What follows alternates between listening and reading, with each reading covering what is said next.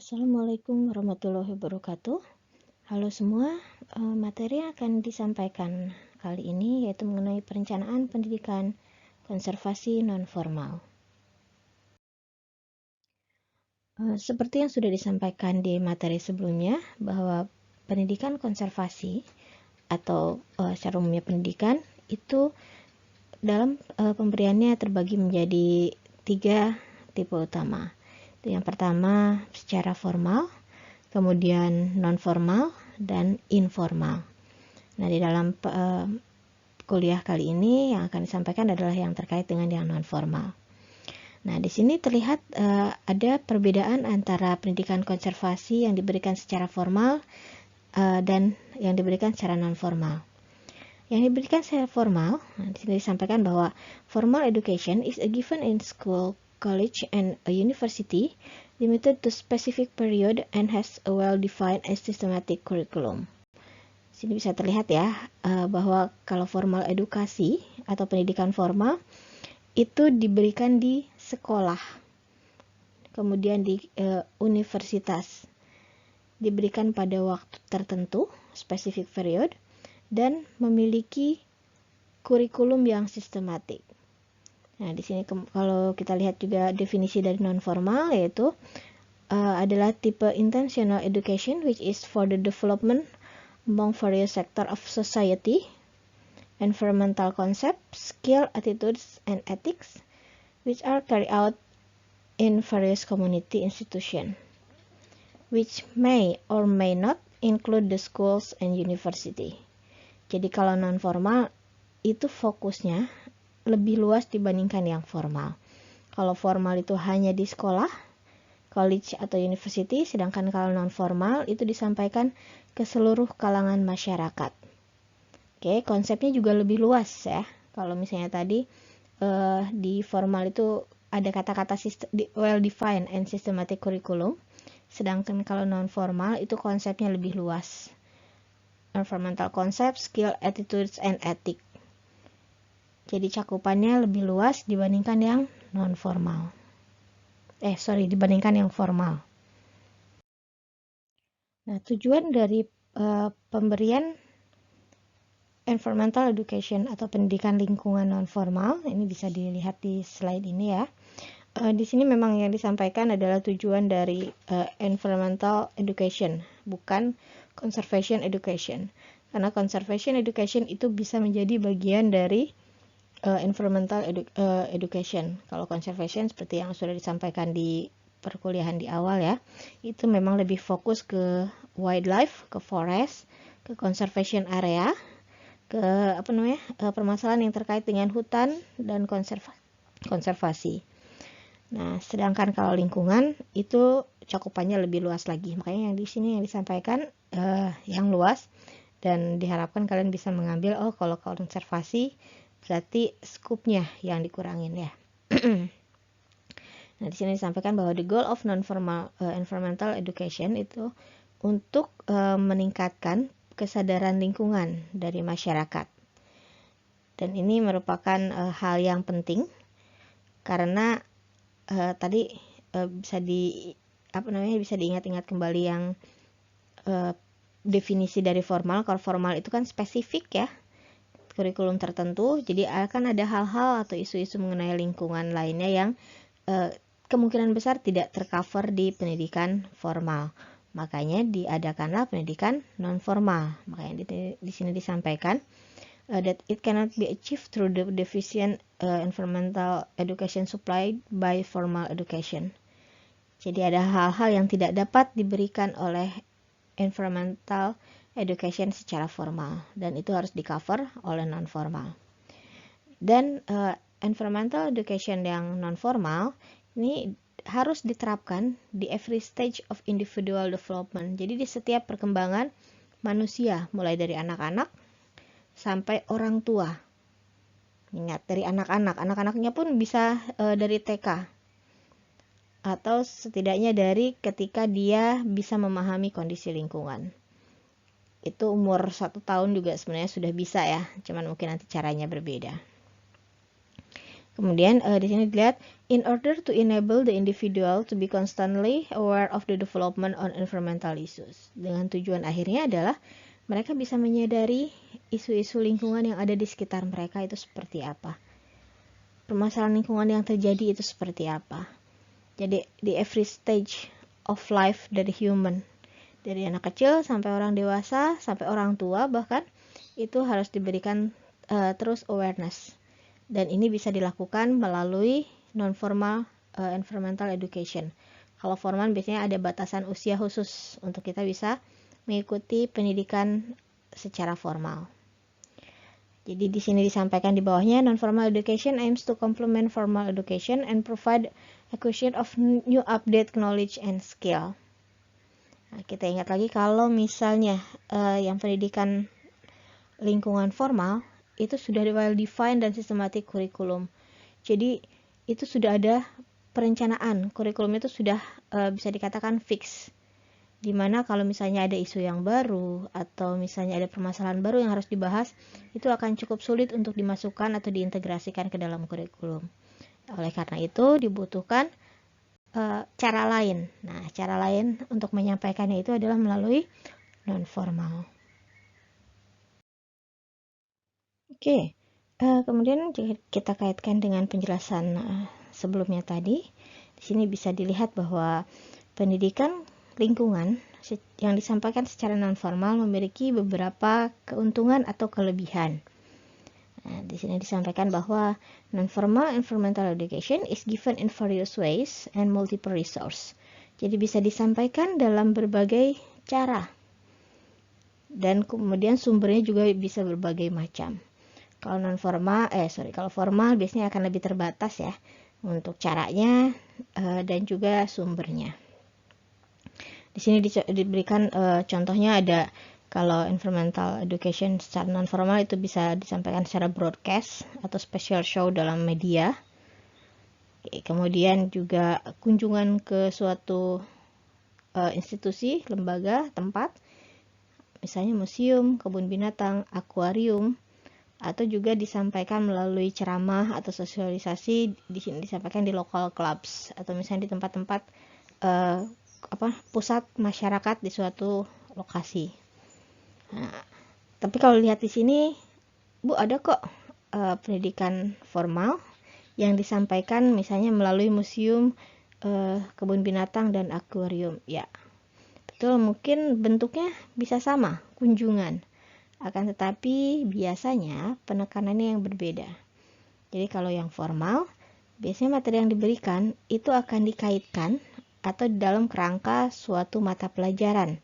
Sejarah, biologi, kemudian apalagi kalau museum sejarah ya, zoo bisa biologi, bisa fisika, bisa sosial, kemudian akuarium juga seperti itu. Nah, kalau non formal, ini yang diberikan atau yang disampaikan akan lebih luas. Tidak tergantung kepada kurikulum sekolah yang ada. Oke, jadi bentuknya mungkin sama, tapi penekanan atau fokus dari isi materinya itu yang akan berbeda. Nah, kemudian juga di sini take place in various social and professional club centers, areas of natural beauty and institution. Jadi tempatnya sangat luas ya, maksudnya sangat beragam, bisa di mana saja. Kalau kalau formal itu kan biasanya fokus di sekolah tempatnya. Kalaupun kunjungan itu hanya sekali-sekali. Nah, kalau non formal ini malah tempatnya bisa dimanapun. Bahkan istilahnya kalau mau di halaman rumah itu bisa. Dengan materi misalnya tentang kehidupan keluarga atau tumbuhan-tumbuhan di pekarangan. Itu kan isu yang tentang lingkungan juga. Nah, ini lagi bedanya. Yang bisa menjadi keuntungan, participation in environmental education non-formal is voluntary. Jadi ini harus sukarela. Kalau misalnya sukarela biasanya orang akan lebih bisa menangkap ya. Tapi kalau sekolah itu kan harus. Kalau sudah harus itu sepertinya biasanya ada barir psikologisnya. Kalau sudah harus rata-rata bawaannya udah malas aja gitu ya. Tapi kalau voluntary, kalau sukarela dengan senang hati, itu diharapkan materinya bisa lebih nyampai. Oke, kemudian juga yang memberikan itu bisa banyak. Mungkin kalau formal yang memberikan guru. Kalaupun ada orang luar atau selain guru, mungkin dalam satu semester itu biasanya hanya 1 kali. Seperti di kita pun kalau misalnya dosen luarnya kan hanya 1 kali. Nah, tapi kalau yang non formal itu siapapun bisa memberikan, siapapun dimanapun kapanpun. Oke, bisa itu ya, siapapun dimanapun kapanpun. Sedangkan kalau yang formal itu specific time and specific place juga, kemudian materialnya juga. Oke, jadi di sini bisa disimpulkan, bisa dilihat bahwa has a certain advantages over formal education. Jadi memiliki beberapa kelebihan dari formal education karena non formal itu fleksibel program yang ditawarkan ya.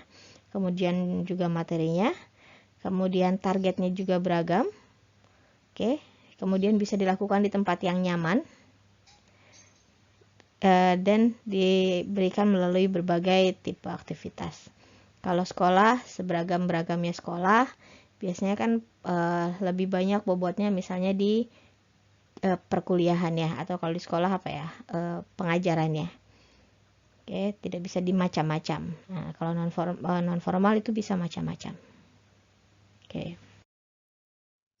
Nah, ini ada beberapa hal yang perlu dilakukan apabila kita ingin menyusun, merancang, atau merencanakan suatu program pendidikan konservasi secara non formal. Di sini saya sampaikan ada 3 hal utama yang harus dibuat. Yang pertama perencanaannya, kemudian yang kedua pelaksanaannya, dan yang ketiga evaluasi dari keseluruhannya, baik perencanaan maupun pelaksanaan. Nah, ini panduannya atau tahapannya satu berdasarkan literatur. Satu literatur. Jadi kalau misalnya Anda membaca literatur yang lain, mungkin akan ada tahapan yang berbeda. Karena biasanya setiap konteks atau setiap tempat itu memiliki fokus tahapan yang berbeda. Nah, di sini kalau menurut NAAEE, susah juga nyebutnya ya. Guidelines for Excellence Non-Formal Education, Environmental Education Programs. Di sini ada 1, 2, 3, 4, 5, 6 hal utama yang harus dilakukan. Yang pertama itu adalah need assessment atau penilaian kebutuhan. Nanti akan ada diterangkan di bawah ya. Kemudian ada organizational needs and capacity. Kemudian ada program scope and structure, ada program delivery resource, program quality and appropriateness, dan yang terakhir adalah evaluasi. Nah, kemudian yang sebelahnya ini adalah sebenarnya penyederhanaan dari guideline yang dari NAAEE ini. Jadi apa sih yang harus dilakukan? Cukup banyak ya ternyata. Ada pengumpulan data mengenai karakteristik masyarakat, lingkungan dan sumber daya, kemudian kebijakan, kemudian juga harus melakukan atau menyiapkan pelaku atau pelaksana program. Kemudian setelah itu kita harus menyusun tema dari programnya, kemudian menetapkan tujuan dari pelaksanaan program tadi, kemudian menetapkan indikator keberhasilan program, menyusun materi program, merancang sarpras, uji coba, revisi, implementasi, dan evaluasi. Nah, untuk yang ini nanti kita akan dalami di praktikum. Nah, untuk perkuliahan kali ini saya ingin menyampaikan yang dari NAAEE dulu. Walaupun itu juga tidak semua ya. Ini nanti yang saya sampaikan adalah yang paling relevan atau yang paling dapat kita lakukan di sini. Karena kalau dari panduan itu adalah perencanaan pendidikan lingkungan secara non formal yang dilakukan oleh suatu organisasi yang cukup besar. Sedangkan di dalam perkuliahan kita ini fokusnya masih yang skupnya kecil, organisasinya pun kecil, hanya kelompok saja ya, dan kelompok yang tidak formal pula. Kalau ini memang guideline untuk suatu kelompok besar yang sudah terstruktur dengan baik. Oke, ini adalah stage atau tahapan-tahapan yang akan kita bahas dalam perkuliahan kali ini, yaitu dari program planning. Di sini bisa dilihat untuk program planning itu ada 1, 2, 3, 4, 5 hal utama yang perlu dilakukan. Oke, yang pertama adalah need assessment. Nah, need assessment itu dilihat dari aspek atau dari sisi environmental isunya. Ini sebenarnya kalau yang di praktikum itu yang kalian semua lakukan di kegiatan yang pertama, inventarisasi permasalahan lingkungan. Jadi dari situ kita bisa lihat permasalahan lingkungan mana yang yang akan menjadi fokus atau yang memang menjadi prioritas di lokasi tertentu. Kemudian juga need assessment itu dilihat dari aspek audience need-nya. Nah, ini yang sedang kalian lakukan pada saat ini untuk praktikum yang kedua. Kalian saya minta untuk mengevaluasi, melihat kondisi dari target sasaran tertentu. Nah, kemudian inventory of existing program and materials, ini juga yang menjadi bagian dari kegiatan praktikum yang kedua sekarang. Jadi kalian diminta untuk melihat program-program apa saja yang sudah ada. Oke, bahan-bahan apa saja yang sudah ada, yang sudah dilakukan. Kemudian tahapan berikutnya, identify organization needs and capacity. Nah, ini melihat dari sisi dalam kitanya, dari sisi dalam kelompoknya. Sebenarnya yang tadi saya sampaikan, guidelines ini adalah untuk suatu organisasi yang sudah terstruktur dengan baik. Jadi mereka sudah punya visi misi, mereka sudah punya program kerja, secara misalnya setahun atau jangka panjang gitu kan. Nah, ini kita melihat apakah permasalahan lingkungan tadi sesuai tidak dengan organisasi atau visi misi dari organisasi kita. Nah, kalau kita kan kelompok mungkin belum memiliki visi misi, tapi kita memiliki latar belakang tertentu. Jadi dengan kita KSA, sebagian besar dari kita adalah KSA, walaupun mungkin ada yang SC ya. Nah, kalau yang KSA berarti latar belakang kita adalah lebih ke forest, lebih ke environment, lebih ke lingkungan. Nah, jadi kalau misalnya permasalahan lingkungan itu lebih menyangkut sosial, berarti itu sebenarnya bukan tidak terlalu terkait dengan latar belakang kita. Jadi prioritas isu pun harus dilihat dari latar belakang kita. Karena apa? Karena kalau misalnya masalahnya adalah masalah sosial, kita tidak memiliki kapasitas yang cukup untuk bisa membantu menyelesaikan masalah tersebut. Oke, mudah-mudahan terbayang ya. Nah, kemudian juga define program goals and objective. Nah, ini kita sudah masuk ke dalam perencanaan programnya. Tujuan dan tujuan dari program kita ini untuk apa? Dikaitkan dengan tadi, dengan yang need assessment, inventory of existing program, kemudian dikaitkan dengan identify organizer needs. Oke, dari situ kita bisa melihat, tujuan kita fokusnya kemana atau apa yang bisa kita tangani dari permasalahan lingkungan tadi. Nah, kemudian define program format and delivery. Bagaimana cara kita akan menyampaikan pesan tadi. Nah, kemudian dalam pelaksanaan ini implementasinya kalau organisasi besar biasanya mereka akan melakukan atau membutuhkan partnership and collaboration. Jadi bekerja sama dengan pihak lain. Nah, kemudian juga tahap yang terakhir yang harus dilakukan adalah evaluasi. Dan ini saya kurang tahu sudah sejauh mana praktikum Anda, tapi mungkin akan sulit karena kadang-kadang lembaga atau organisasi yang melaksanakan suatu kegiatan pendidikan lingkungan mungkin jarang melakukan evaluasi ya untuk melihat keberhasilannya. Sebagian besar biasanya melihat keberhasilannya itu hanya atau baru dari tingkat dari tingkat kedatangan pesertanya. Jadi kalau pelatihan berapa persen sih peserta yang datang? Nah, kemudian juga seharusnya kan dilihat juga seberapa berhasil. Misalnya kalau tujuannya adalah peningkatan pengetahuan, maka seberapa berhasil atau seberapa meningkat pengetahuan dari partisipannya. Mungkin ada tapi masih sangat jarang dilakukan. Nah, kemudian dalam evaluasi ini ada beberapa hal yang harus dilakukan, yaitu determination of evaluation strategies. Jadi kita harus menentukan strategi evaluasinya seperti apa. Kemudian juga mendefine atau menentukan teknik dan kriteria untuk melakukan evaluasi tadi. Kemudian kita juga harus menggunakan hasil tadi untuk bisa menentukan rekomendasi-rekomendasi ke depannya. Nah, ini 3 hal utama ini yang kalau di dalam praktikum ketiga tadi nanti harus dilakukan. Mungkin sebagian ada yang sudah di kegiatan 1 dan kegiatan 2, nanti ada yang dilanjutkan ke yang lainnya. Jadi nanti dalam perencanaan program itu harus ada program goals and objectives-nya seperti apa, program formatnya seperti apa, kemudian kalau mau partnership itu dengan siapa dan bagaimana. Nah, kemudian evaluasi yang akan dilakukan juga seperti apa. Ini harus ada semua di dalam dokumen perencanaan program. Oke, kita masuk ke tahap pertama, yaitu program planning. Nah, di sini di gambar 11 saya tunjukkan yang tadi saya sampaikan di awal bahwa untuk perencanaan program itu langkah-langkahnya mungkin akan ada yang berbeda. Walaupun kalau utamanya sama ya, ada inventarisasi masalah lingkungannya, kemudian penyusunan perencanaannya. Nah, di sini itu Designing Conservation Education Program yang berdasarkan atau yang dilakukan di suatu tempat di India. Tapi kalau kita lihat di segitiga yang gambar yang di bawahnya ada training management cycle itu kan tetap ada planning, implementation, and evaluation. Ya, dan itu berputar.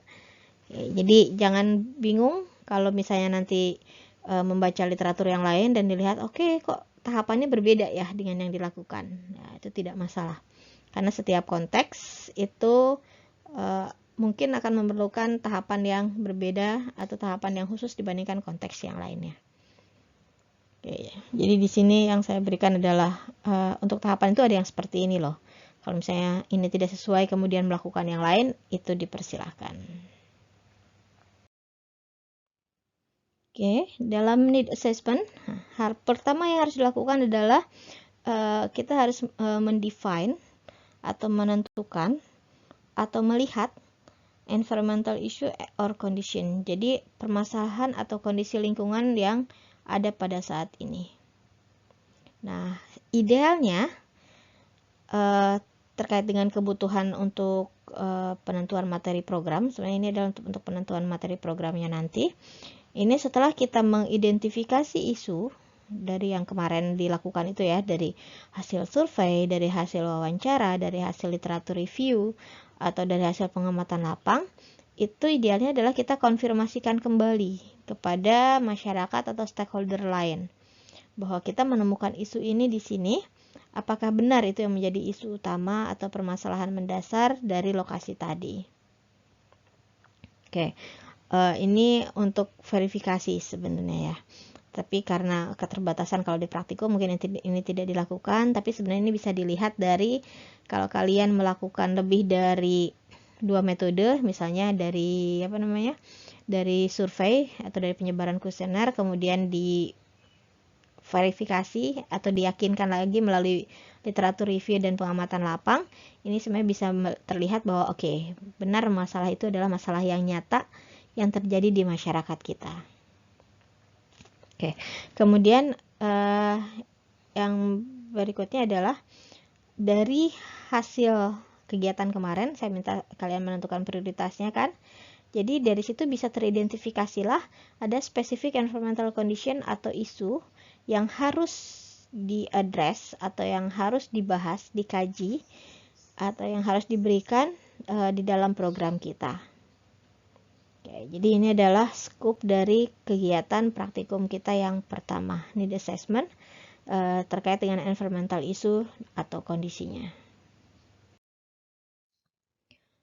Nah, setelah kita melakukan identifikasi permasalahan lingkungan, kemudian langkah selanjutnya adalah kita melakukan audience needs atau kita mengidentifikasi kebutuhan dari target sasaran kita. Untuk target sasaran kita, seperti yang saya sampaikan di praktikum, lebih spesifik itu akan lebih enak kita mengidentifikasinya, karena kita akan lebih fokus. Nah, di sini disampaikan bahwa program environmental education itu harus merefleksikan kebutuhan dari target sasaran kita. Jadi memang memerlukan careful analisis yang sangat teliti, yang sangat hati-hati, yang sangat menyeluruh dan mempertimbangkan berbagai aspek dari target sasaran kita. Nah, apa saja yang harus dilihat? Nah, di sini terlihat bahwa kita harus bisa mengidentify memahami, mengakomodasi, dan mengadres atau memperhatikan dari perspektif budaya, perspektif kebutuhan, dan ketertarikan dari target sasaran kita. Karena kalau misalnya tidak sesuai, maka nanti pada saat delivery programnya, penyampaian materinya mungkin akan tidak nyambung gitu loh ya, kalau tidak sesuai dengan latar belakang dari target sasaran kita. Oke, disampaikan the precise segment of the population or community with which you will work. Jadi ingat, tidak harus semua, kalau misalnya dalam satu desa tidak harus masyarakat satu desa tadi. Kita bisa fokus untuk melihat kebutuhan dari satu segmen tertentu, misalnya anak-anaknya kah, atau ibu-ibunya kah, atau para remajanya kah, atau siapa. Nah, kita lihat latar belakang mereka, kebutuhannya, kebudayaannya, kebiasaan sehari-hari, kemudian ketertarikan mereka itu seperti apa, yang nantinya bisa kita kaitkan dengan materi atau permasalahan lingkungan yang sudah kita identifikasi di awal tadi.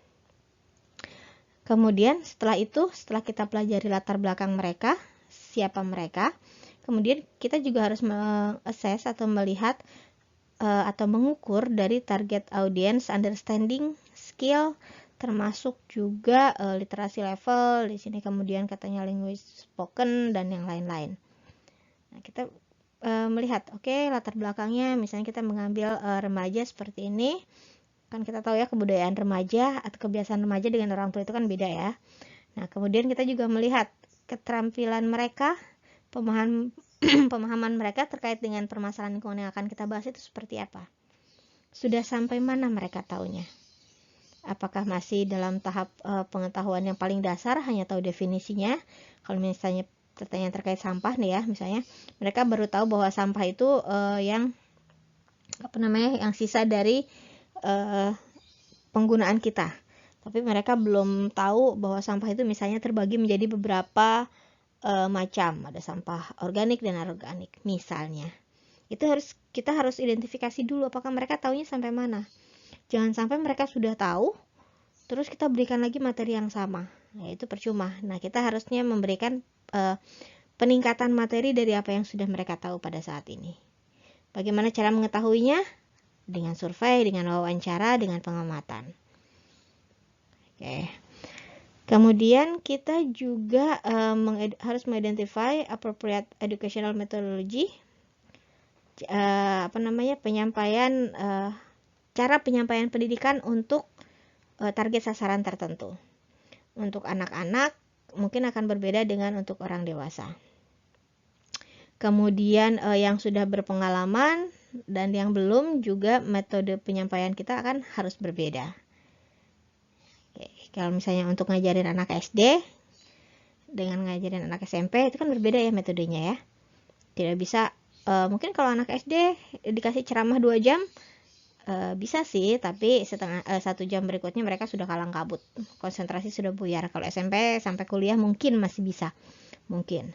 Nah, kalau anak SD misalnya atau anak TK berarti bisa banyak bermain. Nah, SMP berarti kan permainannya dikurangi. Nah, kira-kira seperti itu gambarannya. Oke, jadi kita harus melihat dari age, experience, cultural background, education background itu seperti apa. Kemudian kita juga harus bisa melihat atau menentukan durasinya, lama waktu dari program kita. Oke, agar kita bisa memenuhi kebutuhan dan memenuhi kondisi dari audiens kita. Oke, jangan sampai terlalu panjang atau terlalu pendek. Anak TK dikasih setengah hari, ya dibayangkan aja deh kalau misalnya anak TK dikasih pengajaran setengah hari gitu kan. Nah, kalau misalnya anak SD hanya dikasih atau SD, kalau kuliah hanya dikasih materi setengah jam, mungkin kurang, mungkin. Nah, itu bagaimana kita bisa tahu? Kita belajar dari literatur. Kita lihat, saya kurang tahu mungkin di materi kuliah sudah disampaikan pendidikan orang dewasa, pendidikan untuk anak-anak itu seperti apa. Tapi kalau belum, kalian bisa mencari sendiri di literatur. Oke, kemudian juga kita harus melihat hubungan antara kebutuhan dari target sasaran kita dengan kebutuhan dari kitanya sendiri sebagai organisasi pelaksana atau di sini provider needs. Oke, saya ingatkan kembali, ini kan panduan itu adalah untuk suatu organisasi yang sudah terstruktur, yang sudah punya visi misi, yang sudah punya rencana yang jelas. Nah, kalau kebutuhan kita dalam saat ini adalah untuk praktikum. Nah, kemudian juga kebutuhan yang lainnya adalah kita bisa mengimplementasikan, belajar untuk mengimplementasikan tahapan-tahapan yang sudah terstandarisasi. Nah, karena kebutuhannya kita seperti itu, ya mungkin nanti metodenya atau misalnya penyampaiannya berarti kan tidak harus yang terlalu canggih, sesuaikanlah. Oke, kemudian juga di sini disampaikan bahwa dalam audience needs, kita sudah melihat latar belakangnya. Nah, kita harus bisa inklusif dan promote multicultural experience.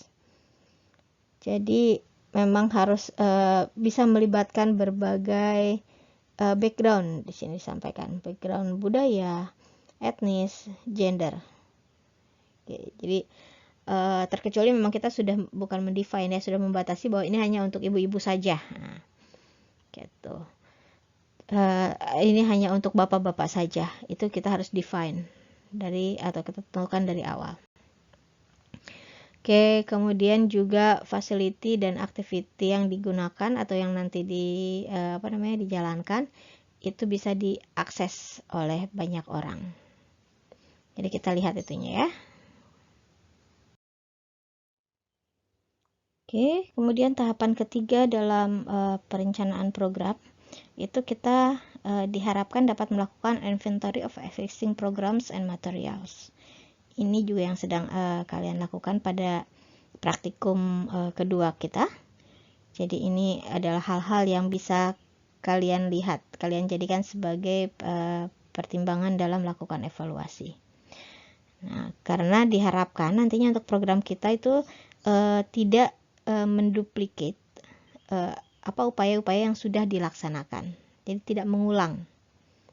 Oke, kemudian kenapa kita melakukan inventory juga agar kita bisa melengkapi program yang sedang dilakukan oleh orang lain.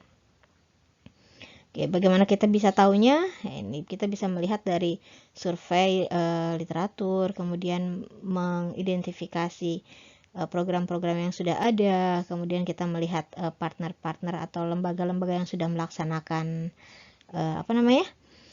yang sudah melaksanakan program tadi, yang mungkin nantinya dalam implementasi bisa kita jadikan sebagai partner kita.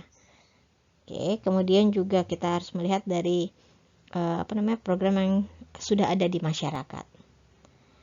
Oke, setelah itu juga setelah kita melihat misalnya programnya yang sudah ada ini, yang belum ini, berarti kan kita mengadres atau kita fokus kepada yang belum.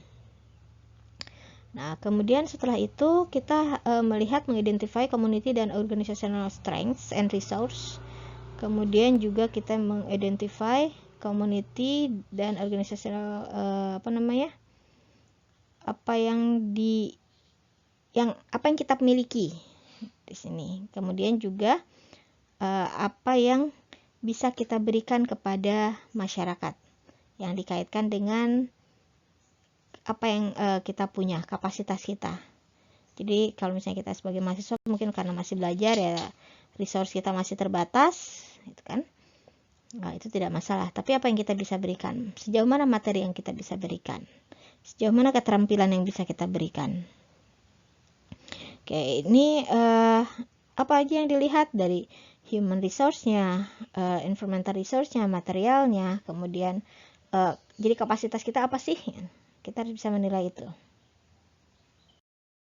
Oke, nah setelah kita melihat apa program yang ada pada saat ini yang sudah dilaksanakan oleh berbagai institusi, berbagai lembaga, dan yang juga oleh masyarakat. Nah, kita kan bisa tahu, bolongnya itu ada di mana. Nah, setelah kita tahu bolongnya atau kurangnya ada di mana, yang harus dilengkapi, nah kemudian kita melakukan penilaian ke dalam diri kita sendiri, ke dalam organisasi kita. Sini saya sampaikan ada needs and capacity, consistent with organizational. Jadi kita harus melihat lembaga kita, kelompok kita dalam hal ini ya. Nah, kelompok kita ini kebutuhannya apa? Tadi saya sampaikan kalau misalnya program ini, panduan ini adalah untuk lembaga yang sudah terstruktur, kalau kita kan belum ya. Tapi kita kita punya visi misi kita sendiri, kita punya kemampuan kita sendiri, kita punya anggota kelompok, dan anggota kelompok itu punya kemampuan masing-masing. Nah, kita lihat di sini juga ada budget ya, ada budget is consistent. Jadi kita lihat dari kita punyanya apa, kita perlunya apa terkait dengan program tadi. Nah, dari situ kita bisa putuskan mana yang bisa kita lakukan. Jadi kita tidak harus melakukan yang terlalu tinggi, terlalu luas, terlalu lebar. Nah, apa itu coba? Tapi kita sesuaikan dengan kemampuan kita sesuaikan dengan kebutuhan kita. Kalau singkatnya atau gampangnya, lihat moral, material, waktu yang kita punya. Oke, kemudian kita perlunya apa? Untuk saat ini kita perlunya adalah kita belajar melihat permasalahan lingkungan, kita belajar memberikan pengetahuan kepada orang lain. Oke. Setelah tahapan-tahapan tadi, nah kita kan tahu nih permasalahan lingkungannya seperti apa, target sasaran kita kebutuhannya apa, kita mampunya sejauh mana, kemudian program yang harus dilaksanakan itu apa. Dari situ kita tahu sudah bisa mengerucut lagi dari program ini tujuan, kemudian luaran, outcome yang kita inginkan itu apa. Oke, tujuan itu harus dijelaskan sehingga kita bisa tahu apakah tujuan tadi bisa tercapai atau tidak. Kalau misalnya di teori-teori kan itu ada measurable ya, bisa diukur di sini kan. Objective are attainable and measurable, bisa dicapai, kemudian juga bisa diukur. Nah, ini nanti akan terkait dengan yang evaluasi, dengan strategi evaluasi. Jadi coba kembali ke proposal kita kemarin, proposal kita pada saat ini yang terkait dengan evaluasi tadi. Kita lihat tujuannya. Kalau misalnya yang pertama untuk mengidentifikasi pengetahuan masyarakat mengenai lingkungan. Kita lihat apakah kita bisa ataukah mengidentifikasi pengetahuan itu bisa diukur tidak? Kalau diukurnya seperti apa? Oke, kemudian juga hati-hati untuk yang proposalnya ada perilaku, untuk mengevaluasi perilaku. Bagaimana kita bisa mengukur perilaku? Itu juga harus didescribe secara akurat, dijelaskan secara akurat, secara benar sesuai dengan teori yang ada. Oke, kemudian juga program tadi selain bisa diukur, tujuan tadi selain bisa diukur, kemudian juga harus terkait dengan kebutuhan dan ketertarikan dari audiens kita. Jangan hanya fokus pada kita taunya ini, kita hanya taunya mengenai misalnya pembagian sampah. Kita taunya itu tapi masyarakat tidak butuh. Nah, kalau tidak butuh untuk apa dilaksanakan? Jadi harus relate ya. Tujuannya itu harus terkait, harus berdasarkan kepada kebutuhan dari target sasaran kita. Kemudian juga kita harus menghitung, di sini ada tangible, ada intangible cost and benefit dalam mencapai tujuan tadi. Oke, kita punya kemampuan sampai mana terkait dengan asesmen kita yang sebelumnya tadi ya, kapasitas kita dan yang lain-lain. Jadi biaya pun harus kita pikirkan. Nah, kemudian juga dalam menentukan program dan tujuan ini, kita harus berpikir kriteria evaluasi dan indikator dari keberhasilan apa yang harus kita tentukan di awal. Oke, jadi dalam menentukan tujuan tadi, ini hal-hal yang harus kita pegang, yang harus kita lihat. Oke ya. Setelah kita menentukan tujuan, output, luaran dari program kita tadi dengan kriteria-kriteria yang tadi disampaikan. Nah, kemudian kita mulai menentukan format program format and delivery. Jadi bagaimana cara kita menyampaikan atau cara kita mencapai tujuan tadi. Oke. Kemudian kita seperti yang tadi sudah disampaikan sebelumnya, kita harus berpikir sekali, kita harus mempertimbangkan metode apa yang memang sesuai untuk target sasaran kita.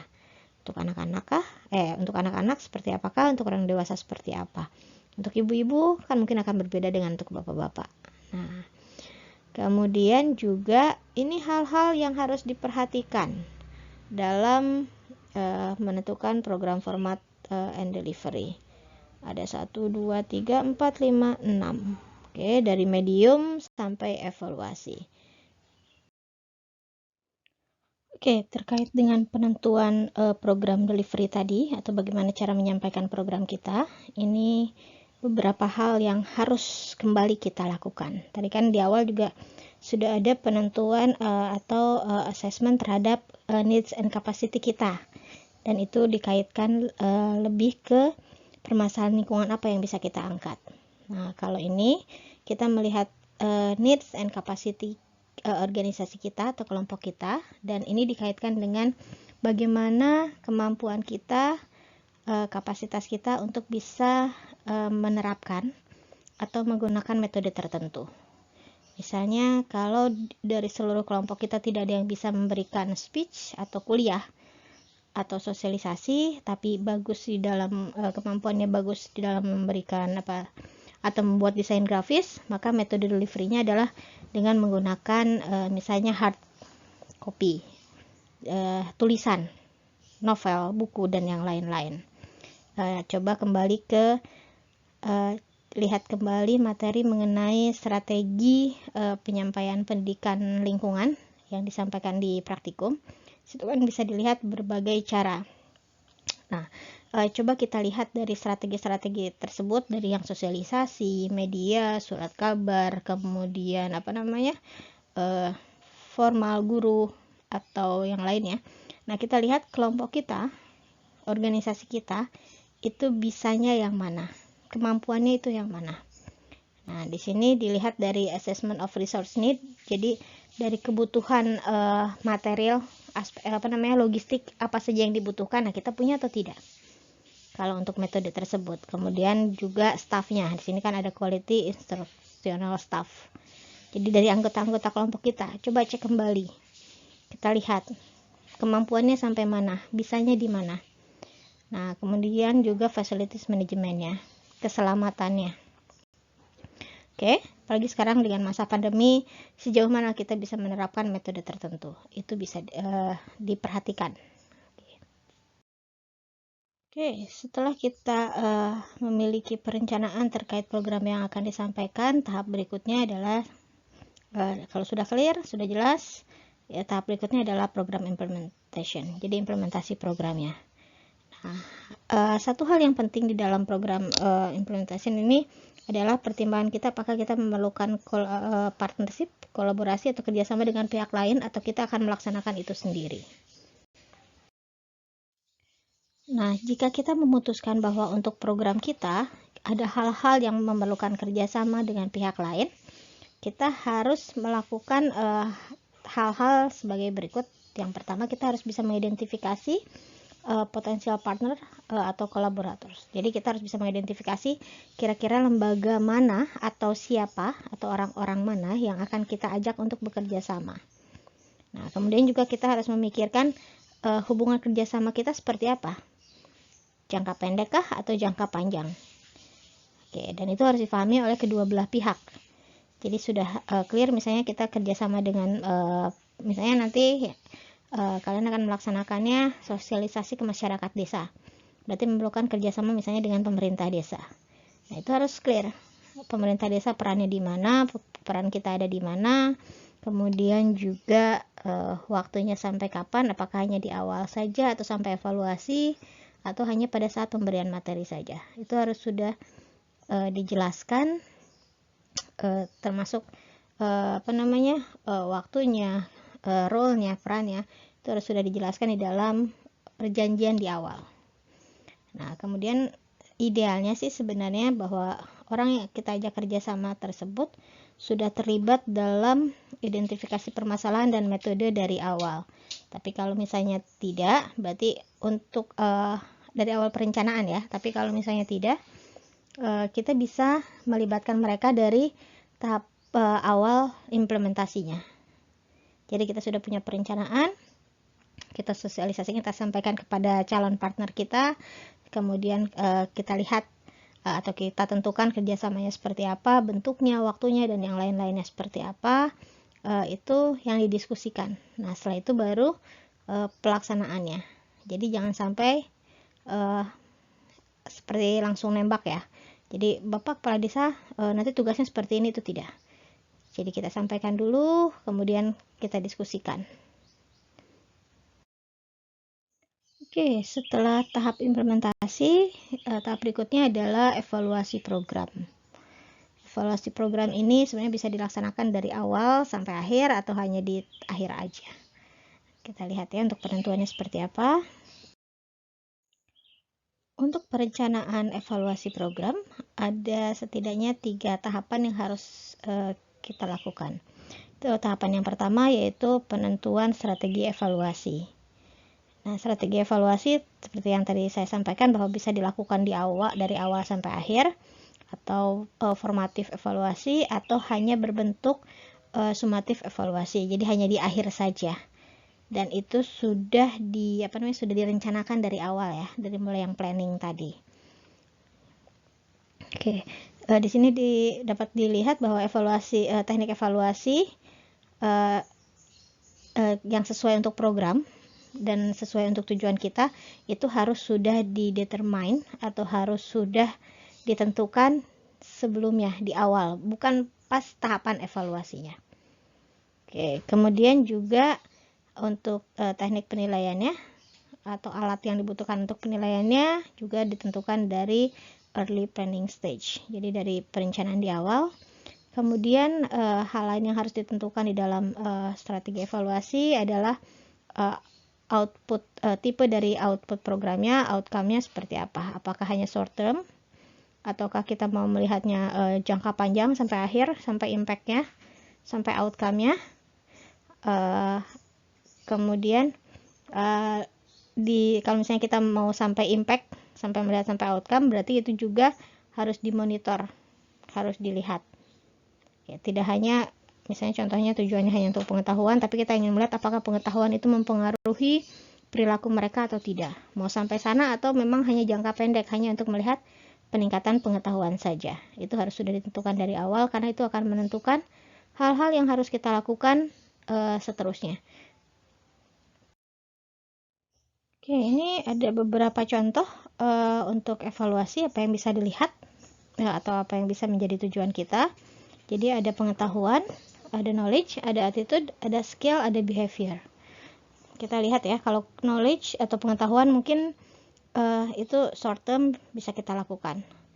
Perilaku, apakah kita bisa nilai pada saat ini, ataukah harus jangka menengah atau jangka panjang. Skill, itu juga dilihat untuk peningkatan keterampilan dari target sasaran kita, apakah itu bisa menjadi tujuan jangka pendek kita atau jangka panjang. Kita bisa berpikir untuk skill, apakah bisa dilihat dalam 2 hari, seminggu, bisa dilihat tidak peningkatan keterampilannya. Bagaimana cara membuktikan bahwa keterampilan target sasaran kita itu meningkat dari sebelum program kita lakukan. Kemudian behavior itu sepertinya agak tidak mungkin ya kalau ringkas. Itu sepertinya akan membutuhkan waktu yang cukup panjang. Nah, setelah kita spesifik nih, apa yang ingin dilihat, knowledge kah, attitude kah, skill kah, behavior kah, kemudian kita harus menentukan bagaimana cara kita mengukurnya. Oke, nah di sini ada idealnya sebelum kita melakukan implementasi, itu ada baseline survey pretestnya ya. Jadi kita tahu tadi yang kalau kalian ingat tahapan yang identified audience need, itu kan ada, kita harus melihat sejauh mana literasi mereka, pengetahuan mereka terhadap hal yang akan kita sampaikan. Oke, jadi ada pretest dan ada post-test. Nah, satu hal yang harus diingat, dan ini sangat sering dilupakan oleh pelaksana program, itu adalah pretest itu harus sama dengan post-test. Jadi kalau di pertanyaan di awal kita menanyakan mengenai apa definisi sampah, berarti di post-test juga pertanyaannya adalah sama. Jumlah pertanyaan, jenis pertanyaan, bentuk pertanyaan, dan pertanyaannya itu harus sama. Karena dari situ kita baru bisa melihat perbedaannya. Kalau pertanyaannya aja beda, bagaimana cara kita menganalisis perbedaannya? Oke ya. Nah, jadi kalau misalnya di pretest kita menggunakan pilihan ganda, berarti di post-test juga kita harus melakukan pilihan ganda. Oke, ini beberapa jenis tipe dari evaluasi. Tadi sudah disinggung di awal ya, ada formatif dan ada sumatif. Kalau formatif, evaluasinya itu adalah tujuannya itu adalah untuk membantu melihat perkembangan dari pembelajaran dari siswa, to help students to learn and practice. Nah, kapan ini dilakukan? Ini dilakukan di sepanjang program. Jadi kita melihat bagaimana cara belajar mereka di sepanjang program, bagaimana respon mereka di sepanjang program, kemudian bagaimana proses belajar mereka di sepanjang program, itu termasuknya ke dalam formatif. Nah, kemudian kenapa formatif itu penting untuk dilakukan? Karena itu dapat membantu kita untuk mengidentifikasi gaps atau kekurangan dari program kita. Kalau misalnya di sepanjang jalan, misalnya kita ngobrol nih, maksudnya metode kita adalah ceramah, gitu misalnya ya, dan itu yang paling banyak dilakukan biasanya. Nah, kita lihat di tengah jalan, sambil jalan, di tengah jalan sambil jalan kita lihat, oke, ternyata program kita ini atau cara mengajar kita ini tidak baik. Berarti apa yang harus dilakukan? Nah, oke. Kemudian juga bagaimana cara melakukannya? Itu adalah dengan pendekatan yang spesifik bisa mendukung kebutuhan siswa atau target dari sasaran kita. Oke, kemudian tipe evaluasi berikutnya adalah evaluasi sumatif. Ini dilakukan untuk melihat performance siswanya saja. Kalau tadi kan perkembangan cara belajar mereka, untuk kita bisa melihat prosesnya. Oke, kalau formatif berarti arahnya ke prosesnya, kalau sumatif itu arahnya ke hasilnya di akhir. Makanya kapan ini dilakukan? Kalau sumatif itu dilakukan at the end of the instructional period, di akhir masa program kita. Oke, nah di sini untuk melihat tadi peningkatannya sejauh mana, bukan di prosesnya ya, tapi di hasilnya, di deltanya. Jadi kalau sekarang tahunnya 1, nanti di akhir tahunnya 7, berarti 6 peningkatannya. Begitu. Nah, kalau formatif kan kita melihat bagaimana cara dia mendapatkan 6 tadi. Oke, kemudian how-nya, jadi kita melihat di produk akhirnya. Begitu, mudah-mudahan terbayang ya perbedaannya. Oke, setelah kita menentukan tadi strategi evaluasinya, kemudian kita menentukan kriteria indikatornya. Apa yang harus kita lihat atau apa yang harus menentukan keberhasilan dari program kita.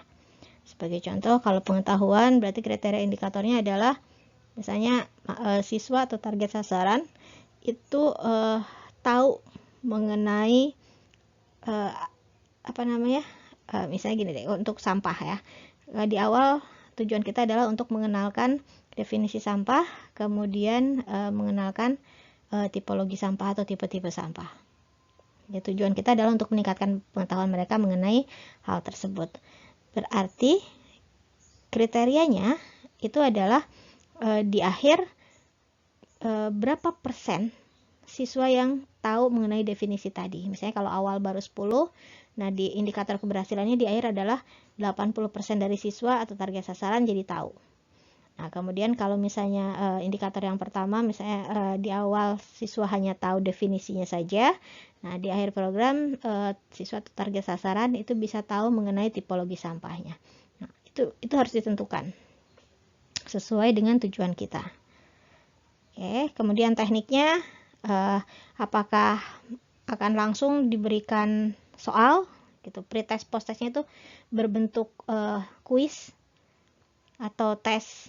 Tapi kalau misalnya non formal, kuis dan tes berarti harus dibuat lebih menyenangkan ya, tidak seperti ujian kalau di dalam kelas. Jadi kalaupun kuis dan tes itu lebih fun, apakah menggunakan scoreboard, smileboard atau bagaimana tuh, kalau misalnya mungkin menempatkan gambar-gambar gitu. Nah, kita lihat tuh perubahan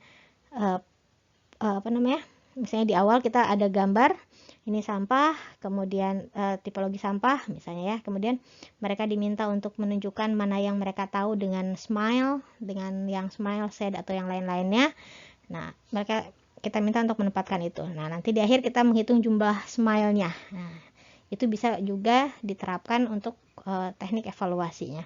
Jadi jangan berpikir kalau teknik evaluasi itu hanya harus menyebarkan kuesioner atau menyebarkan lembar ujian, itu tidak. Oke, kemudian juga misalnya dengan diminta untuk pas awal diminta untuk mengambil 10 jenis sampah misalnya kan. 10 jenis sampah organik. Nah, mereka baru sukses satu, misalnya di akhirnya mereka diminta mengumpulkan 10 jenis sampah organik dan mereka bisa semua. Itu juga bisa menjadi teknik evaluasinya. Nah, dilihatnya kriterianya adalah kalau awal mungkin dari 10 yang benar itu 2. Nah, kalau di akhir dari 10 yang benar itu misalnya 10-10-nya. Oke. Nah, hal yang penting dari evaluasi itu adalah hasilnya. Nah, hasilnya itu bisa digunakan untuk apa? Jangan sampai hasil evaluasi itu hanya sebagai bagian dari dokumen. Nah, tapi hasil dari evaluasi itu, tadi kan ada formatif, ada sumatif ya. Sumatif kita melihat peningkatan di akhirnya, formatif kita melihat dari prosesnya. Nah, dari hasil evaluasi itu kita bisa memperbaiki kembali kurangnya program kita itu di mana. Sehingga nanti jika dilaksanakan lagi, itu akan mendapatkan hasil yang lebih memuaskan dibandingkan yang sekarang. Nah, kemudian juga dari hasil evaluasi tadi, kita bisa melihat apakah yang kita sampaikan itu sesuai tidak dengan yang diinginkan oleh atau yang dibutuhkan oleh target sasaran. Nah, kemudian hal yang lain yang pentingnya lagi dari hasil evaluasi, kita bisa merekomendasikan kalau misalnya mau melakukan hal yang sama, kelompok lain itu harus melakukan atau mengimprove atau meningkatkan di yang bagian mana saja. Nah, itu hasil dari evaluasi. Kita bisa merekomendasikan, kalau dari penelitian itu kita bisa merekomendasikan, oke, penelitian lanjutannya seperti apa, atau oke, program lanjutannya seperti apa. Atau misalnya kalau ingin melakukan program ini, berarti ada hal yang harus dikurangi, atau ada hal yang harus ditambah. Nah, itu adalah gunanya dari merekod hasil evaluasi kita. Jadi tidak hanya cukup terjadi peningkatan pengetahuan, selesai. Tidak.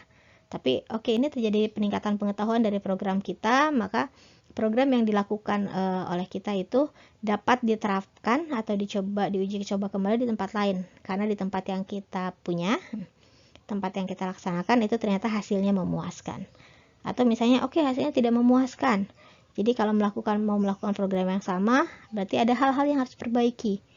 Hal-hal itu apa saja? Nah, itu dilihat dari tadi yang formatif evaluasinya tadi. Oke, jadi di akhirnya nih, nanti kalau misalnya untuk dikaitkan dengan laporan praktikum, itu Anda semua bisa menyampaikan dari hasil implementasinya. Kalau ada yang implementasi, itu hal-hal apa saja yang harus diimprove, hal-hal apa saja yang harus dipertahankan dari program kita. Oke, ini ada beberapa contoh strategi pendidikan konservasi non-formal. Ini ada 6 gambar. Yang pertama itu strateginya dia fun untuk anak-anak dan dia menggunakan teknologi ya. Teknologi hologram, teknologi apalagi saya juga kurang mengerti sih. Tapi bagaimana dia membuat sesuatu dari gambar itu menjadi nyata. Dan sekarang itu dengan mix reality, virtual reality, augmented reality itu kan sangat bisa dilakukan. Tapi ingat kembali, walaupun itu metodenya bagus, banyak diterapkan, sedang ngetren, coba kita kembalikan ke kapasitas kita. Bisa tidak? Kalau bisa, bagus. Kalau tidak, ya tidak usah dipaksakan untuk menggunakan strategi ini. Oke, kemudian yang kedua, di gambar yang kedua yang ada tulisan feedingnya ini. Kalau gambar 1 itu yang tadi ada tulisan ada gambar Patricknya ya.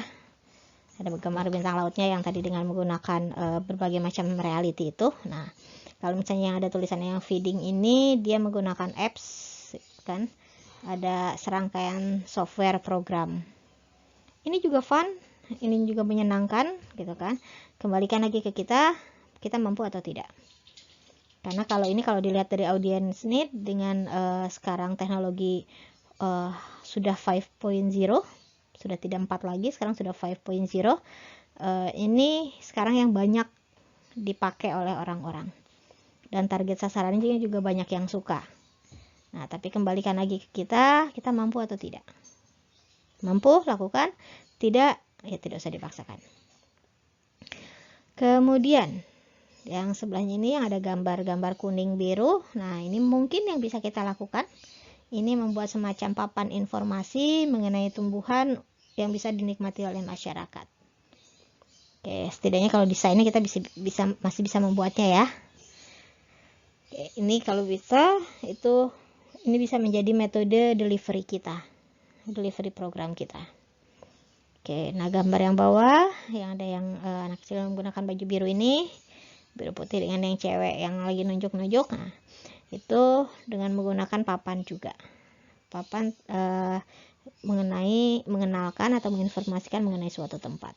Ini biasanya dilakukan di kawasan wisata ya. Oke, kemudian gambar yang berikutnya. Nah, ini pendidikan konservasinya, pendidikan lingkungannya dengan membawa target sasaran atau mengajak target sasaran untuk langsung mengunjungi ke tempatnya. Jadi walaupun dengan cara kuliah atau cara pemberian materi, tapi kita tidak di kelas, tidak di ruangan, tapi kita ajak mereka langsung ke alamnya, langsung ke lokasinya. Jadi lebih fun ya untuk pelaksanaannya. Nah, kembalikan kita, mampu tidak kita membawa mereka ke kawasannya tadi, kemudian kita ngomong di depan orang-orang. Kalau mampu, bagus, laksanakan. Kalau tidak, berarti kita harus mencari cara lain untuk metode delivery kita. Oke, kemudian berikutnya yang gambar yang terakhir yang paling pojok, ini pengenalan banir. Banir kalau ada yang ini sebagian besar Fahutan ya, mungkin sudah belajar dendrologi. Kalau yang bukan Fahutan, mungkin bisa dilihat banir itu apa. Atau kalau misalnya diberikan ini, kalau dilihat kalau ada yang pernah ke kebun raya, ada akar-akar yang gede-gede itu ya, yang mirip-mirip papan. Nah, itu adalah banir. Nah, jadi kita mengajak target sasarannya langsung untuk melihat objeknya gitu. Oke. Nah, kalau tadi itu delivery method yang membutuhkan teknologi, kemudian juga yang membutuhkan keterampilan untuk berbicara dengan orang. Nah, kalau ini adalah beberapa teknik yang membutuhkan, yang tidak harus berbicara langsung dengan orangnya, tapi membutuhkan rasa seni dan keterampilan untuk membuat seni yang lebih tinggi. Oke, jadi ini ada comic strip ya. Saya juga betul tidak ya istilahnya, ini ada comic strip nih yang menunjukkan orang memotong pohon. Nah, kemudian airnya, kalau misalnya dia pohonnya masih banyak, dia potong, airnya ditunjukkan bahwa airnya hanya segini gitu kan, tapi begitu pohon itu habis, kemudian airnya nambah gitu kan, terus rumahnya banjir. Nah, ini kalau misalnya dibicarakan itu kan seperti itu tadi ya. Kalau Anda menebang pohon, memotong, Anda menebang pohon, ini nanti kira-kira seperti ini. Tapi dengan gambar juga orang akan bisa paham apa yang akan terjadi jika kita menebang pohon semuanya. Oke, jadinya banjir ini gitu kan. Sekarang ini yang jadi permasalahan. Nah, kalau kita tidak bisa langsung ngomong ke orangnya, kita bisa pakai gambar seperti ini. Oke, nah kemudian yang berikutnya gambar yang di tengah. Ini juga cara lain untuk kita mengenalkan isu lingkungan, permasalahan lingkungan. Dan ini kalau saya lihat sih dari anak kecil sampai orang dewasa juga bisa ya. Di sini istilahnya namanya adalah the eco-friendly alphabet. Mungkin nanti kalian bisa mengenalkan keanekaragaman hayati atau kawasan konservasi kita dengan menggunakan eco-friendly alphabet ini. Ini bisa dipasang di mana-mana, bisa dilihat oleh banyak orang tanpa kita harus ngomong. Kalau yang tidak bisa ngomong ya. Kalau yang lebih enak ngomong ya sudah, tidak masalah. Tapi yang tidak bisa ngomong, tapi kita ingin meningkatkan awareness, kita bisa menggunakan gambar seperti ini. Nah, kalau yang terakhir ini agak gabungan ya dari ngomong, jalan-jalan yang lain-lain. Kita bisa lihat ini anak-anak sedang camping. Nah, kalau camping itu kan asosiasinya menyenangkan ya, fun, berpetualang gitu. Nah, di sela-sela camping kita bisa memberikan awareness atau peningkatan kemampuan, pengetahuan, skill, perilaku, attitude, itu yang terkait dengan lingkungan tapi dengan cara yang fun di camping ini. Oke, nah itu sepertinya slide terakhir untuk materinya. Mudah-mudahan bisa difahami. Oke, ini slide terakhir, slide terima kasih. Mudah-mudahan tadi yang disampaikan dapat difahami. Jika masih ada yang ingin ditanyakan, dipersilahkan.